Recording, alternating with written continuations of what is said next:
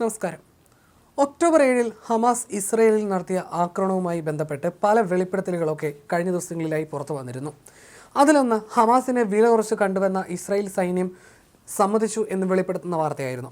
മറ്റൊന്ന്, ഇത്രയും വലിയ തിരിച്ചടി ഉണ്ടാകുമെന്ന് അറിഞ്ഞിരുന്നെങ്കിൽ ഇസ്രയേലിൽ കടന്നു കയറിയുള്ള ആക്രമണത്തെ പിന്തുണയ്ക്കില്ലായിരുന്നുവെന്ന് ഹമാസ് നേതാവ് മൂസ അബു മർസൂഖിൻ്റെ വെളിപ്പെടുത്തലുമായിരുന്നു.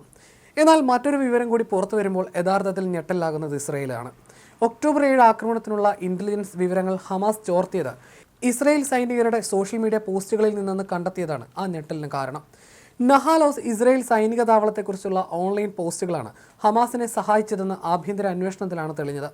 ഇതോടെ സൈനികരുടെ സോഷ്യൽ മീഡിയ ഉപയോഗത്തിന് കർശന നിയന്ത്രണങ്ങൾ കൊണ്ടുവരാൻ ദി ഇസ്രായേൽ ഡിഫൻസ് ഫോഴ്സ് തീരുമാനിച്ചിരിക്കുകയാണ്.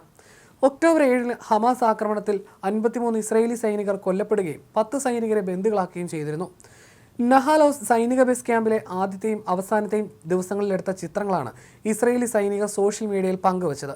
ഇതോടെ സുപ്രധാന ലൊക്കേഷനുകൾ മാപ്പ് ചെയ്യാനും നിരീക്ഷണ ക്യാമറകളും ജനറേറ്ററുകളും സേഫ് റൂമുകളും എവിടെയാണെന്ന് അറിയാനും സൈന്യത്തിൻ്റെ പെട്രോൾ നീക്കങ്ങൾ മനസ്സിലാക്കാനും ഹമാസിന് കഴിഞ്ഞു.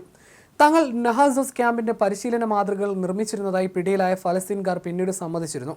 സമാനമായ ഇന്റലിജൻസ് ചോർച്ച ഒഴിവാക്കാൻ സൈനിക താവളങ്ങളിൽ ഫോട്ടോഗ്രാഫി നിരോധിക്കാനും IDF തീരുമാനിച്ചിട്ടുണ്ട്. നിയമലംഘനങ്ങൾക്ക് കർശന പിഴയും ഈടാക്കും. സുപ്രധാന പദവികളിൽ ഇരിക്കുന്ന ഉദ്യോഗസ്ഥർ ഫേസ്ബുക്ക് പോലുള്ള സോഷ്യൽ മീഡിയ പ്ലാറ്റ്ഫോമുകൾ ഉപയോഗിക്കുന്നതിന് നിരോധനമുണ്ട്. സൈനിക ചടങ്ങുകളിൽ സാധാരണ പൗരന്മാർ പങ്കെടുക്കുമ്പോൾ വീഡിയോ ചിത്രീകരണത്തിനും നിയന്ത്രണമുണ്ട്.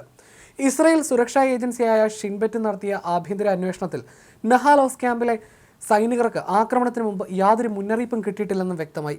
ക്യാമ്പിന് നേരെ ഉണ്ടായേക്കാവുന്ന റോക്കറ്റ് ആക്രമണത്തെ നേരിടാനോ നിരായുധരായ ഉദ്യോഗസ്ഥരെ സംരക്ഷിക്കാനോ സുരക്ഷാ പ്രോട്ടോകോൾ ഉണ്ടായിരുന്നില്ല.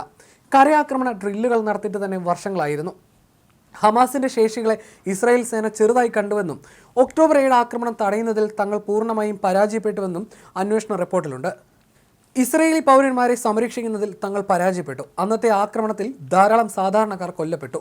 IDF എവിടെയായിരുന്നു എന്നാവണം എല്ലാവരും സ്വയം ചോദിച്ചത്, പേര് വെളിപ്പെടുത്താൻ ആഗ്രഹിക്കാത്ത ഒരു ഉദ്യോഗസ്ഥൻ വാർത്താ ഏജൻസിയോട് പറഞ്ഞു. പൂർണ്ണതോതിലുള്ള യുദ്ധത്തിൽ ഹമാസിന് താല്പര്യമില്ലെന്ന തെറ്റിദ്ധാരണയും വിനയായി. ഇത്തരമൊരു ആക്രമണം ഉണ്ടായാൽ നേരിടാൻ ഇസ്രായേൽ സേന തീരെ സജ്ജമല്ലായിരുന്നു. പ്രധാനമന്ത്രി ബെഞ്ചമിൻ നെതന്യാഹു നടപ്പാക്കിയ നയങ്ങൾ ആക്രമണത്തിന് കാരണമായെന്നും ഷിൻബെത്തിന്റെ റിപ്പോർട്ടിൽ പറയുന്നു.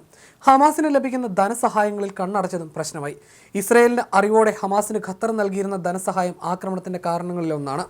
ഗസയിലും വെസ്റ്റ് ബാങ്കിലും പ്രശ്നങ്ങൾ ഉണ്ടാകുമെന്ന് കരുതി ഈ ധനസഹായത്തോട് ഇസ്രായേൽ കണ്ണടച്ചിരുന്നു. ഇസ്രായേലി രാഷ്ട്രീയക്കാർ ജെറുസലേമിലെ അൽ അക്സ പള്ളിയിൽ നടത്തിയ സന്ദർശനവും ഫലസ്തീൻ തടവുകാരോടുള്ള സമീപനങ്ങളും ഹമാസ് ആക്രമണങ്ങളുടെ കാരണങ്ങളായി റിപ്പോർട്ടിലുണ്ട്. ഗാസയിലെ ഏജന്റുമാരുടെ റിക്രൂട്ട്മെന്റിലും പ്രവർത്തനത്തിലും വലിയ വിടവുകളുണ്ടെന്നും ഷിൻബെറ്റ് കുറ്റപ്പെടുത്തുന്നു. ലബനനിലെ ഹിസ്ബുള്ളയുടെ നീക്കങ്ങളിലും മറ്റുമാണ് ഇസ്രായേൽ സേന കൂടുതലായി ശ്രദ്ധിച്ചിരുന്നത്. ഹിസ്ബുള്ളയുടെയും ഇറാന്റെയും ഭീഷണികളെ കൂടുതൽ കാര്യമായി എടുത്തപ്പോൾ ഹമാസിന്റെ ഭീഷണി വിട്ടുപോയി എന്നതാണ് കുറ്റസമ്മതം. ഹമാസും ഫലസ്തീൻ ഇസ്ലാമിക് ജിഹാദും ചേർന്ന് ഏകദേശം 5000 സായുധധാരികളെയാണ് ഗാസ അതിർത്തിയിൽ ഉടനീളം സൈനിക കേന്ദ്രങ്ങളെയും ഇസ്രായേലി സമൂഹങ്ങളെയും ആക്രമിക്കാനായി നിയോഗിച്ചത്.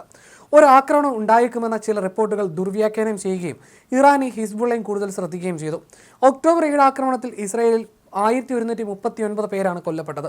തുടർന്നുണ്ടായ തിരിച്ചടിയിൽ ഗാസയിൽ 48,000-ത്തിലധികം ഫലസ്തീൻകാരും കൊല്ലപ്പെട്ടു. നെതന്യാഹു ഭരണകൂടത്തിൻ്റെയും സൈന്യത്തിൻ്റെയും പിടിപ്പുകേടിനെക്കുറിച്ചുള്ള കൂടുതൽ ചോദ്യങ്ങൾ ഷിൻബെറ്റ് അന്വേഷണത്തിന് പിന്നാലെയും ഉയർന്നേക്കും.